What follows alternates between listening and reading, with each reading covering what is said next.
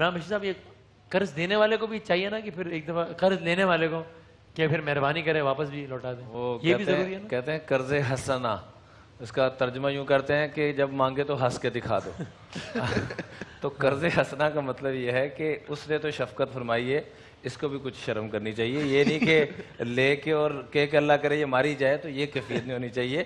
بلکہ ہاں جو دے رہا ہے اس کے لیے فضیلت یہ ہے کہ ایک وقت مقرر ہوا کہ مہینے کے بعد واپس کرے گا، اور وہ نہیں کر پا رہا کسی بھی مجبوری کی وجہ سے، تو فرمایا اس دینے والے کو روزانہ اتنے پیسے صدقہ کرنے کا ثواب ملے گا. اور رہا معاملہ جس نے لے لیا ہے، اس کو چاہیے کہ جو وقت مقرر ہے اس سے پہلے اس کو واپس کرنے کی کوشش کرے. کسی کا دل میری وجہ سے ٹوٹ جائے تو کیا میرا روزہ اس کی وجہ سے ٹوٹ جاتا ہے؟ واہ واہ واہ. یہ سوال ہے.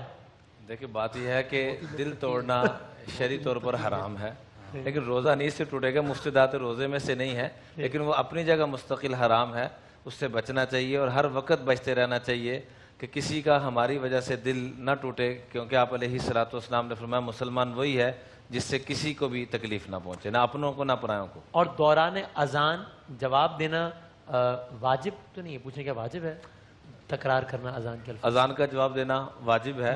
واقعہ میں عرض کرنا چاہوں گا. جی آپ کرتے ہیں، پھر آخری بات آپ سے. جی ایک اللہ والوں کا مولانا شبیر احمد عثمانی بہت بڑے مفسر قرآن گزرے ہیں. جی بالکل. ان کا جب کہتے ہیں میں ایک جنازے پہ گیا تو سات علی قبر جس تدفین کر رہے تھے، تو سات علی قبر تنگ پڑ رہی تھی، اس کی وجہ سے نا وہ قبر تنگ پڑ رہی تھی جس میں دفن کرنا تھا مردے کو. اچھا. تو اس کو تھوڑا سا کشادہ کرنے کی کوشش کی تو سات علی قبر پھٹ گئی، تو بیچ میں سے ایسی خوشبو آئی، کہتے ہیں میں نے زندگی میں ایسی خوشبو کبھی نہیں سونگھی. اچھا. تحقیق پہ پتہ چلا تو وہ ایک بچی تھی معصوم 15-16 سال کی، اس کا انتقال ہو گیا تھا تو وہ وہاں مدفون تھی. تو والدہ سے پوچھا اس کی کیا ایسی نیکی تھی؟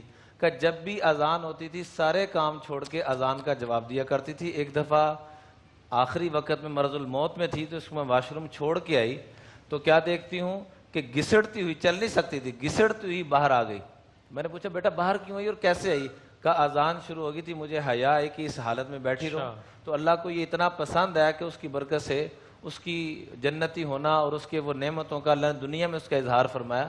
اس لیے فرمایا کسی نیکی کو چھوٹا سمجھ کے مت چھوڑ، ممکن ہے یہی تیری نجات کا ذریعہ بن جائے، اور کسی گناہ کو چھوٹا سمجھ کے مت کر، ممکن ہے یہی تیری پکڑ کا سبب. امام بخاری کے بھی استاد ہیں وسیم بھائی، ان کا جب انتقال ہوا تو پوچھا کیا بنا؟ کہ اللہ نے میری تو بخشش فرما دی، لیکن میرے سامنے جو لوہار تھا اللہ نے اس کو اتنا نوازا کہ میں بتا نہیں سکتا. وجہ بتائی، ایک تو یہ جو قبلہ مفتی عامر صاحب نے فرمائی کہ لوہار تھا، یہ اوپر ہوتا تھا، اذان ہوتی چھوڑ دیتا تھا، اور دوسرا علماء حق کو، علماء دین کو دیکھ کے رشک بھری نگاہوں سے دیکھتا تھا کہ اے اللہ ان کو تو نے توفیق دیا کہ سارا دن تیرے رسول کی باتیں کرتے ہیں اور دین کی باتیں کرتے ہیں، رات کو تیرے سامنے گڑ گڑاتے ہیں، ہمیں بھی توفیق. جزاک اللہ، بہت شکریہ.